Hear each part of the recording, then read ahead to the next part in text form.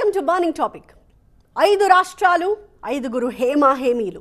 అటు బెంగాల్ పులి మమతా బెనర్జీ నుంచి ఇటు ద్రవిడ వారసుడు స్టాలిన్ వరకు, కేరళ కెప్టెన్ పినరయి విజయన్ నుంచి అసోం చాణక్యుడు హిమంత బిశ్వ శర్మ వరకు అందరిది ఇప్పుడు అగ్ని పరీక్షే.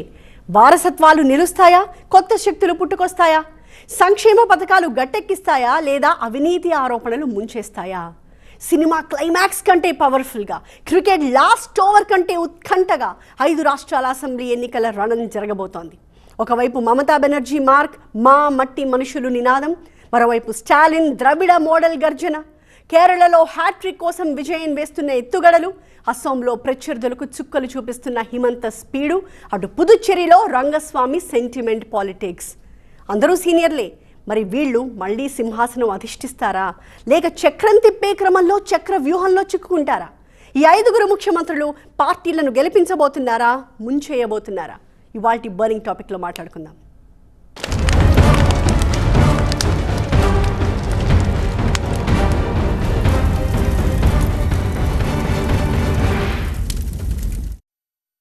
కరుణానిధి వారసత్వాన్ని అందిపుచ్చుకుని తనదైన ద్రవిడ మోడల్ పాలనతో దూసుకుపోతున్న సీఎం స్టాలిన్కి ఈ 2026 ఎన్నికలు ఖచ్చితంగా అగ్ని పరీక్షే. ఒకవైపు సంక్షేమ పథకాల జల్లు, మరోవైపు దళపతి విజయ్ రూపంలో దూసుకొస్తున్న సరికొత్త పొలిటికల్ ఫైట్. అన్నాడీఎంకే పట్టుదల, బీజేపీ స్పీడు, వీటి మధ్య స్టాలిన్ తన కోటని ఎలా కాపాడుకోబోతున్నారు? ఇది కేవలం ఎన్నిక మాత్రమే కాదు, స్టాలిన్ రాజకీయ చాణక్యానికి, ఉదయనిధి భవిష్యత్తుకి అసలైన రిపోర్ట్ కార్డ్. తమిళనాట ద్రవిడ సూర్యుడు మళ్ళీ ఉదయిస్తాడా?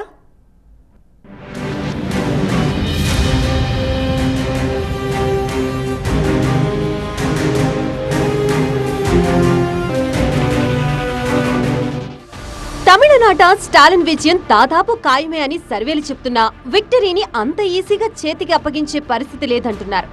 ద్రవిడ మోడల్ పాలన, మహిళా ఓటర్ల కోసం ప్రవేశపెట్టిన సంక్షేమ పథకాలు స్టాలిన్ కి బలమైన పునాదినిచ్చాయి. తండ్రి కరుణానిధి వారసత్వాన్ని కొనసాగిస్తూనే తమిళ జాతి హక్కుల పరిరక్షణ నినాదంతో ఎన్నికలకు వెళుతున్నారు స్టాలిన్. దాదాపు 60 ఏళ్లుగా తమిళనాట అమలవుతూ వస్తున్న ద్రావిడ సంక్షేమ పథకాల్ని అమలు చేయడంలో సక్సెస్ అయ్యారు స్టాలిన్. ఇది డిఎంకే కూటమికి అతిపెద్ద ప్లస్ పాయింట్. పైగా ద్రవిడ శక్తులన్నింటినీ కూడగట్టగలిగారు కరుణానిధి కుమారుడు. అన్నా డిఎంకే పోటీ చేస్తున్న సీట్ల కంటే స్టాలిన్ పార్టీ డిఎంకే పోటీ చేస్తున్న స్థానాలే తక్కువ. తన మిత్రపక్షాల కోసం స్టాలిన్ ఇంతలా దిగొస్తారని ఎవరూ ఊహించలేదు. అన్నా డిఎంకే బహిర్హృత నేత మాజీ సీఎం పన్నీర్ సెల్వం కొత్త పార్టీ పెట్టి ఈ మధ్య డిఎంకేలో చేరారు. ఇది స్టాలిన్ కూటమికి అదనపు బలం. కెప్టెన్ విజయకాంత్ స్థాపించిన డిఎండికే కూడా ఈ మధ్య డిఎంకే కూటమిలో చేరింది. అంటే ద్రవిడ శక్తుల పునాది మరింత విస్తరించినట్లయింది. మరోవైపు గతంలో 2 సార్లు ఒంటరిగా పోటీ చేసి ఘోర పరాభవం మూటగట్టుకున్న కాంగ్రెస్ ఈసారి డిఎంకే కూటమికి చేరింది. మొదట 40కి పైగా సీట్లు కావాలని అడిగి ఎన్నిస్తే అన్నే తీసుకుంటామని స్టాలిన్ ముందు కాంప్రమైజ్ అయింది.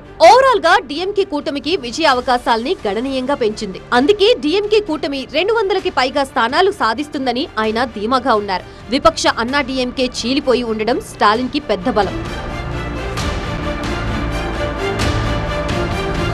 అయితే నటుడు విజయ్ రాజకీయ రంగ ప్రవేశం ఓట్ల చీలికకు దారితీసే అవకాశం ఉంది. మెయిన్ గా విజయ్ పార్టీ యువత ఓట్లని చీల్చబోతోంది. మొదటిసారి ఓటు వేసేవారిని భారీగా ఆకర్షించే అవకాశం ఉంది. కొన్ని సర్వేల్లో విజయ్ పార్టీ చీల్చే ఓట్ల కారణంగా చాలా నియోజకవర్గాల్లోని డిఎంకే అభ్యర్థులు స్వల్ప తేడాతో ఓడిపోవచ్చని చెప్తున్నాయి. అప్పుడు విజయ్ కింగ్ మేకర్ అవుతారని అంటున్నారు. ఇక్కడే మరో వాదన కూడా ఉంది. డిఎంకే ఓటు బ్యాంక్ కి విజయ్ కారణంగా కొంత గండిపడినా అల్టిమేట్ గా విజయ్ చీల్చే ఓట్లే పరోక్షంగా స్టాలిన్ విజయానికి కారణం కాబోతున్నాయి. 5 ఏళ్ల పాలన తర్వాత ఏ పార్టీ పైనైనా ఎంతో కొంత వ్యతిరేకత ఉంటుంది. ఆ వ్యతిరేకతని ప్రతిపక్షం ఓట్లుగా మార్చుకుంటుంది. బట్ ఈసారి అటు అన్నా డిఎంకే ఉంది, ఇటు విజయ్ పార్టీ ఉంది. సో ఆ విధంగా వ్యతిరేక ఓటు చీలడం స్టాలిన్ కు లాభించే అంశం. ఇక తమిళనాట మైనారిటీ ఓటర్లు విజయాన్ని శాసించబోతున్నారు. దాదాపు 20% ఓటర్లు ఎటువైపు ఉంటారన్నదే చూడాలి. కాంగ్రెస్, కమ్యూనిస్టులు స్టాలిన్ వైపే ఉన్నారు. ప్రతిపక్ష అన్నా డిఎంకేతో బీజేపీ కలిసి ఉంది. విజయ్ ఒంటరిగా పోటీ చేసిన ఎన్నికల తర్వాత ఎన్డీఏ కూటమికి వెళ్లరన్న గ్యారంటీ ఏం లేదనే వాదన ఉంది. ఈ నేపథ్యంలో మైనారిటీ ఓటర్లు గనక స్టాలిన్ వైపు చూస్తే ఇక విజయం కోసం ఎదురు చూడక్కర్లేదంటున్నారు. మూడో పార్టీ విజయ్కి వేస్తారా లేదా అంటే విజయ్కి ఓటేస్తే ఓటు వేస్ట్ అయిపోతుందేమో, ఆ పక్కన ఎన్డీఏ బీజేపీ అలయన్స్ వస్తుందేమో, ఆ తూకంలో ఉన్నారు. ఇంకా నిర్ణయాలు సెటిల్ అవ్వలేదు. ఒకవేళ మైనారిటీస్ ఎందుకంటే వాళ్ళకున్న మత పెద్దలు మంచి పలుకుబడి ఉంటుంది కాబట్టి వాళ్ళు స్టాలిన్కే వేయాలి అనుకుంటే మాత్రం స్టాలిన్ గెలుస్తారు.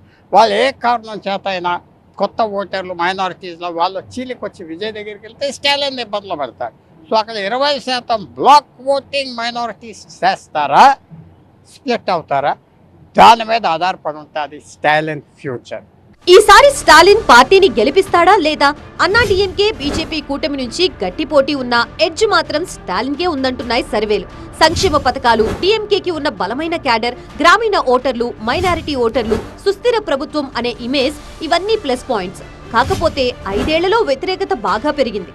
అవినీతి ఆరోపణలు వచ్చాయి. ఫ్రీ ఫ్రిడ్జ్, పురుషులకి ఫ్రీ బస్ అంటూ అన్నా డీఎంకే రిలీజ్ చేసిన మేనిఫెస్టో గ్రామీణ ఓటర్లలో కొంత మార్పు తెచ్చినట్లు కనిపిస్తోంది.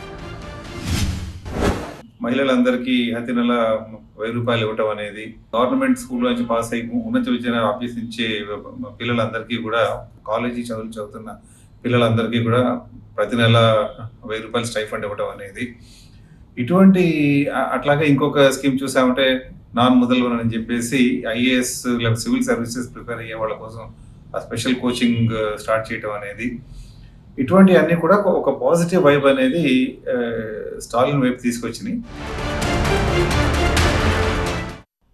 బెంగాల్ అగ్నిపుత్రిక మమతా బెనర్జీ, కేరళ కెప్టెన్ పినరయి విజయన్ ఇద్దరు ఉద్దండులే, ఇద్దరిది పోరాట శైలే.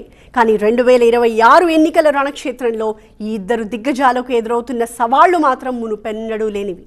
ఒకవైపు బెంగాల్ కోటని బద్దలు కొట్టాలని చూస్తున్న కాషాయ దళం, మరోవైపు కేరళలో దశాబ్దాల సంప్రదాయాన్ని మార్చేసి హ్యాట్రిక్ కొట్టాలి అన్న పట్టుదలతో ఉన్న left front.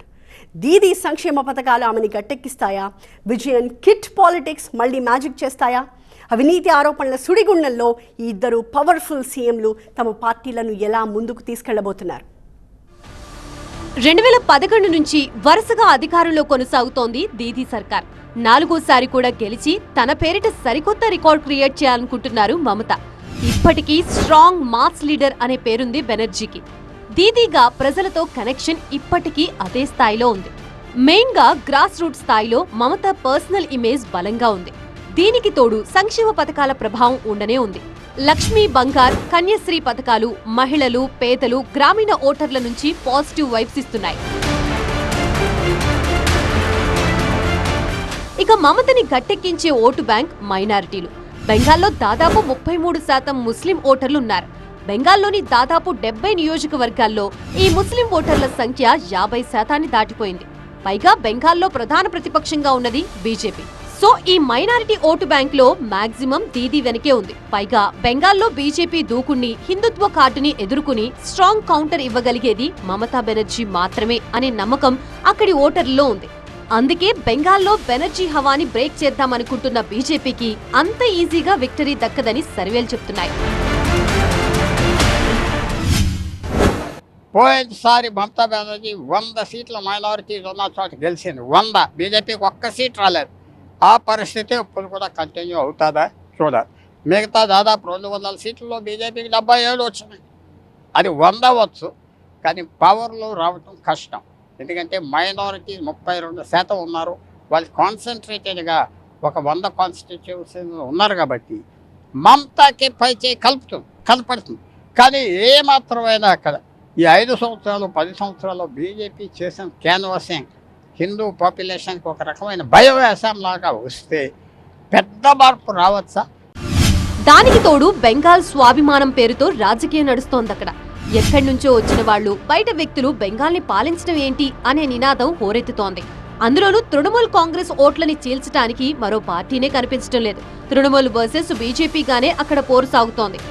Congress plus left పార్టీలున్నా అవి నామమాత్రమే. ఓట్లను చీల్చే అంత శక్తి లేవు ఆ పార్టీలకి.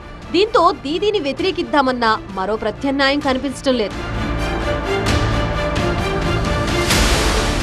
కాకపోతే ఈ 15 ఏళ్ల దీదీ పాలన, ఈ దశాబ్దన్నరలో జరిగిన కుంభకోణాలు, SSC recruitment scam, coal scam, Trinamool నేతలపై వచ్చిన ఆరోపణలతో దీదీ ప్రభుత్వంపై కొంత క్రెడిబిలిటీ తగ్గింది. 15 ఏళ్ల పాలన తర్వాత స్వతహాగానే వ్యతిరేకత పెల్లుబీగుతోంది. మార్పు కావాలి అనే భావన పెరుగుతోంది. సరిగ్గా దీన్నే క్యాష్ చేసుకోవాలనుకుంటోంది బెంగాల్ బీజేపీ.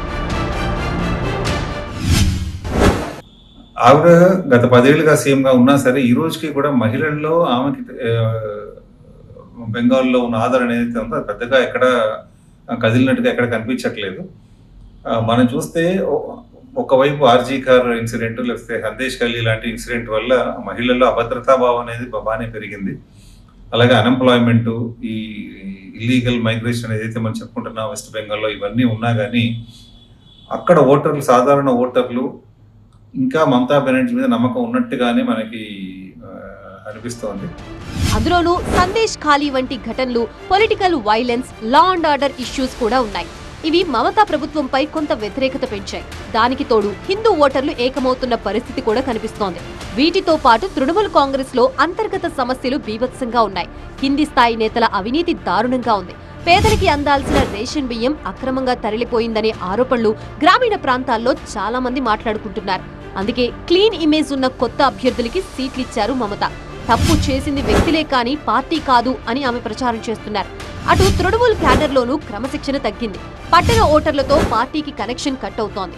ఉద్యోగాలు లేకపోవడం, పారిశ్రామిక అభివృద్ధి అన్నదే కనిపించకపోవడం చదువుకున్న వారిలో అసంతృప్తిని రగుల్చుతోంది. నిజంగా బెంగాల్లో ఏదైనా అద్భుతం జరిగిందంటే అందుకు కారణాలు ఇవే అవుతాయి. ఇక కేరళం సంగతి. 5 ఏళ్లు ఎల్డీఎఫ్ పాలిస్తే మరో 5 ఏళ్లు యూడీఎఫ్ అధికారంలోకి వస్తుంది. ఇలా ఆల్టర్నేటివ్ ట్రెండ్ కనిపిస్తూ ఉంటుంది కేరళలో. కానీ ఈ ఫార్ములా 2021లో బ్రేక్ అయింది. పినరై విజయన్ సారథ్యంలోని ఎల్డీఎఫ్ వరుసగా రెండోసారి గెలిచి చరిత్ర సృష్టించింది. ఇప్పుడు హ్యాట్రిక్ గెలుపు కోసం తహతహలాడుతున్నారు పినరై. ఇలాంటి ఫీట్ సాధించడం చాలా రేర్ అండ్ టఫ్ కూడా. పినరై విజయన్ హ్యాట్రిక్ కొడితే మాత్రం అది హిస్టరీయే. సుస్థిర పాలనకే ప్రజలు జై కొట్టారని చెప్పుకోవాల్సి ఉంటుంది. 10 ఏళ్లుగా సీఎంగా ఉన్నా సరే ఇప్పటికీ పినరై విజయన్ సర్కారుపై పాజిటివిటీ ఉంది. సంక్షేమం ప్లస్ అభివృద్ధిని జోడెద్దుల్లా నడిపిస్తారనే నమ్మకం కుదిరింది. కఠినమైన నిర్ణయాలు తీసుకునే కెప్టెన్ గా ఆయనకి ఇమేజ్ ఉంది. విద్య, వైద్యం, సోషల్ వెల్ఫేర్ పాలసీలపై ప్రజల నమ్మకం ఏమాత్రం తగ్గలేదని తెలుస్తోంది. కోవిడ్ సమయంలో కావచ్చు, అప్పుడప్పుడు పలకరించే వైరస్ల విషయంలో కావచ్చు, పినరై ప్రభుత్వం అనుసరించిన తీరుకి పాజిటివ్ ఇమేజ్ వచ్చింది. పైగా ఈ 10 ఏళ్లలో బీజేపీని పెద్దగా ఎదగనివ్వలేదన్న జోష్ ఆ పార్టీ క్యాడర్లో కనిపిస్తూ ఉంటుంది. ఇదే మైనారిటీ ఓటర్లని పినరై విజయన్ వైపు చూసేలా చేస్తోంది. మన లాస్ట్ పార్లమెంట్ ఎలక్షన్స్ చూస్తే అసలు పినరై విజయన్కి ఛాన్సే ఉండదు. 10 సంవత్సరాలు అయిపోయింది. ఛాన్స్ కాంగ్రెస్కి ఇస్తే మైనారిటీ ఓటర్స్ వ్యూ ఏమిటంటే, ఒకవేళ కాంగ్రెస్ పార్టీ కేరళలో ఓడిపోతే అక్కడ అలయన్సే పోతుంది, ఫ్యూచర్గా పూర్తిగా కరిగిపోతుంది. సో కాంగ్రెస్ను బలపరిచి ఈసారి గెలిపించాలి అని ఒక నిర్ణయం తీసుకున్నట్టుగా తెలుస్తుంది. కాబట్టి పినరై విజయానికి మైనారిటీ ఓటర్స్ రాకపోతే ఆయన గెలవడం కష్టం. ఎందుకంటే హిందూ ఓటర్స్ బాగా ఆయనకు వేసిన ఒక సెక్షన్ బీజేపీకి వెళ్ళిపోతారు.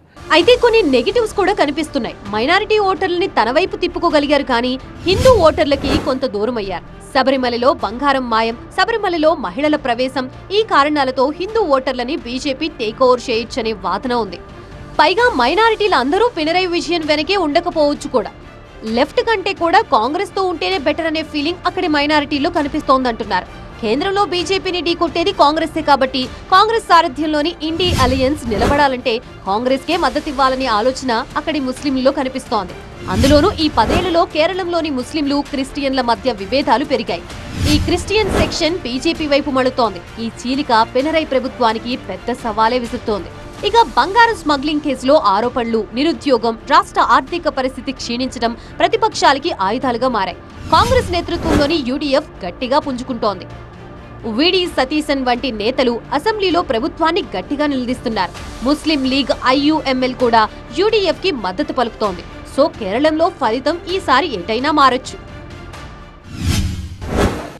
ఈసారి కేరళలో కొత్త పార్టీ లేదా కొత్త కూటమి అధికారంలోకి రావడం అనేది జరగవచ్చు. కాకపోతే పినరై విజయన్ కలిసి వచ్చే విషయం ఒకటే, ఈ యాంటీ ఇన్కంబెన్సీ ఓటు ఏదైతే ఉందో అది అటు కాంగ్రెస్ కి ఇటు బీజేపీకి మధ్యలో చీలిపోయి దానివల్ల ఎల్డీఎఫ్ కలిసి వచ్చే విషయం. బట్ అది ఎంతవరకు ఆయన పవర్లోకి తీసుకొస్తుంది అనేది మన ఎలక్షన్ రిజల్ట్ వచ్చాకే మనకి ఒక ఐడియా వస్తుంది. బ్రహ్మపుత్ర తీరంలో మార్మోగుతున్న హిమంత గర్జన, ఇటు పుదుచ్చేరి సముద్ర తీరంలో వినిపిస్తున్న రంగస్వామి సెంటిమెంట్ నినాదం.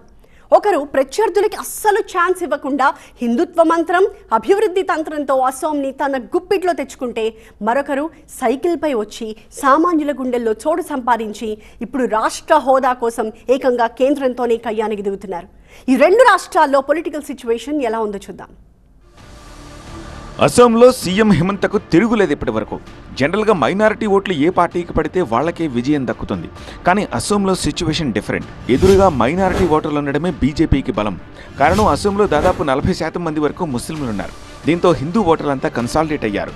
మూకుమ్మడిగా బీజేపీకి మద్దతు ఇవ్వడం కనిపిస్తోంది ఇక్కడ. బంగ్లాదేశ్ నుంచి ముస్లింలు వచ్చి అసోంలో స్థిరపడ్డాన్ని స్థానిక హిందువులు తీవ్రంగా వ్యతిరేకిస్తున్నారు. సో దానికి అడ్డుకట్ట పడాలి అంటే బీజేపీకే ఓటు వేయాలనే భావన అక్కడ కనిపిస్తోంది. పెద్ద ఇష్యూ వచ్చింది 1980 నుంచి. అక్కడ ఓటర్లు బయట నుంచి వచ్చి, బంగ్లాదేశ్ నుంచి వచ్చి, స్వతంత్రం వచ్చినప్పుడు 5-6%, ఇప్పుడు ఉన్నది 35% అయిపోయాం. ఇంకా ఫ్యూచర్ ఉండదనే ఫీలింగ్ ఉన్నది. కాబట్టి వాళ్ళు హిమంత్ బిశ్వ శర్మకి పరిపాలన భోజన బాగోలేకపోయినా పర్వాలేదు అనుకున్నా ఆయనకి బీజేపీకి వేసే అవకాశమే కనపడుతుంది. కానీ ఏమాత్రమైనా ఆయన వ్యతిరేకం ఎక్కువ ఉన్నదా? కనపడలేదా? దీనికి తోడు అసోంలో బీజేపీకి బలమైన నాయకత్వం ఉంది. హిమంత బిశ్వ శర్మ శైలి కూడా అలాగే ఉంటుంది. కఠిన నిర్ణయాలు తీసుకుంటారు, వేగంగా అమలు చేస్తారు. ఈశాన్య భారతంలో బీజేపీకి ప్రధాన ముఖద్వారం అసోం రాష్ట్రమే. కేవలం హిందుత్వ కార్డుతోనే ఎన్నికలకు వెళ్ళట్లేదు, చేసిన అభివృద్ధిని కూడా చూపిస్తోంది. రోడ్లు, కనెక్టివిటీ, ఇన్ఫ్రా అభివృద్ధి స్పష్టంగా కనిపిస్తోంది అక్కడ. అభివృద్ధి ప్లస్ స్థిరమైన ప్రభుత్వం అనే నినాదం బలంగా వినిపిస్తోంది. ఇక లా అండ్ ఆర్డర్ కూడా అత్యంత కఠినంగా మెయింటైన్ చేస్తున్నారు. నేర నియంత్రణపై స్ట్రిక్ట్ యాక్షన్ ఉంటుంది. అన్నిటికన్నా ముఖ్యంగా అక్రమ వలసలపై కఠిన వైఖరితో ఉన్నారు హిమంత బిశ్వ శర్మ. ప్రతిపక్ష బలహీనంగా ఉండడం హిమంత ప్రభుత్వానికి అదనపు బలం. కాంగ్రెస్, ఏఐయుడిఎఫ్, ఇతర పార్టీలు విడిపోయి ఉన్నాయి అక్కడ. ఓట్ల విభజన వల్ల బీజేపీకి నేరుగా లాభం జరగబోతోంది. దాన్ని బట్టి ఆయనకున్న పాపులారిటీ అనేది దరిదాపుల్లో కూడా గొగోయ్ కానీ లేకపోతే మిగతా లీడర్లు ఎవరు కూడా అస్సాంలో లేకపోవటం, కాంగ్రెస్ తరఫున హేమంత్ బిశ్వ శర్మని కౌంటర్ చేయగలిగే అంత స్ట్రాంగ్ లీడర్ ఎవరు లేకపోవడం, కాంగ్రెస్ కానీ లేకపోతే ప్రతిపక్షంలో అస్సాంలో ఎవరు లేకపోవడం అనేది ఒక పెద్ద లోటే. అది హేమంత్ బిశ్వ శర్మకి బాగా కలిసి వచ్చే విషయం. అయినా సరే కొన్ని రిస్క్స్ ఉన్నాయి. హిమంత్ ప్రభుత్వానికి ముస్లిం ఓటర్లు ఏమాత్రం మొగ్గు చూపట్లేదు. అఫ్కోర్స్ బీజేపీ ఇదే కోరుకుంటున్నప్పటికీ కొన్ని నియోజకవర్గాల్లో మైనార్టీల ప్రభావం ఎక్కువగా కనిపిస్తోంది. ఒకవేళ పోలింగ్ నాటికి ప్రతిపక్షాల్లో ఐక్యత పెరిగితే, కాంగ్రెస్ ప్లస్ ఏఐయుడిఎఫ్ ప్లస్ ఇతరులు కలిసి నడిస్తే బీజేపీకి గట్టి పోటీ ఉండొచ్చు. అటు స్థానిక సమస్యలు కూడా ఉన్నాయి. వరదలు, నిరుద్యోగం, ధరల పెరుగుదల, గ్రామీణ ప్రాంతంలో పెరిగిన అసంతృప్తి, కాస్త ఓవర్ కాన్ఫిడెన్స్, క్యాడర్ అలసత్వం ఇవన్నీ పోలింగ్ పర్సంటేజ్ని తగ్గించవచ్చు అంటున్నారు. ఇక పుదుచ్చేరిలో రంగస్వామి సంగతి.